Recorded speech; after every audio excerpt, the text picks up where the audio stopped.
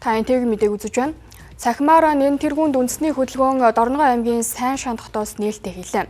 За Монгол Улсын засгийн газраас гаргасан бодлогын хүрээнд цахимаар нэн тэргуунд үндэсний хөдөлгөөнийг цахим хөгжил инновац харилцаа холбооны яам бүтэн 1 жилийн хугацаанд зохион байгуулах юм байна.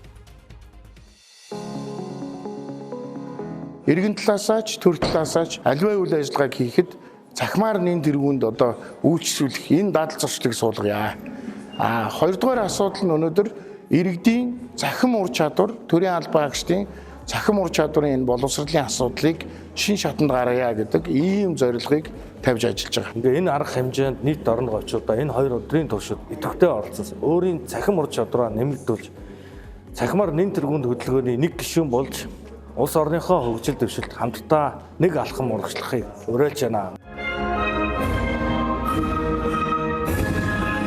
Үндэсний хөдөлгөөнийг аймгийн засаг даргын тамгын газар болоод төр хувийн хвшлийнхэн дэмжиж маш идэвхтэй оролцлоо.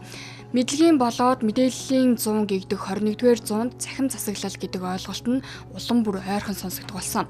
Төрийн албан агчид болон иргэд хөгжлийн бэрхшээлтэй иргэд гэх мэт бүхэл салбарынхны тэгш оролцоог хангаж цахим орчинд өөрийгөө хамгаалan аюулгүй оролцоход чиглэсэн сургалтууд эхний өдөр зохион байгуулагдсан. За энэ аяныхаа хүрээнд бид бүхэн иргэд болон ахмад настангууд болон хүүхдүүд за төрийн албан хаагч нарын бүгднийг сургалт болон практик үйл ажиллагаагаар дадлагжуулах энэ аян маань өнөөдрөөс эхэлж байна. Одоо 2 өдрийн турш одоо хэмэл оюун ухаан болон хотчлын анхан шатны сургалтууд ороод за эцсийн үр дүнд нэг бүтээл гаргана багууд туваагдаад хүүхдүүд маань ерөөхдөө бол эргээд одоо нөгөө нэг багууд туваагдаад өөрсдийн гэсэн нэг том бүтээлүүд гаргана ерөөд бол гар утасны аппликейшн хийн, веб хийн те. Захин болгоо танилцуулж байгаа сургагч багш нар Зүүн Баянгийн 336 дугаар цэргийн ангийн хугацаа цэргийн албан агчдад ч захим орчинд аюулгүй байдлаа хэрхэн хангах талаар сургалт оржээ. Захимаар нэн тэргүүнд гэсэн аян хөтөлбөр ер нь кибер аюулгүй байдал ер нь фишинг залингаас хамгаалах энэ олон мэдээллийг надад их өгсөн. Тэм захим залилангууд аягүй их болсон.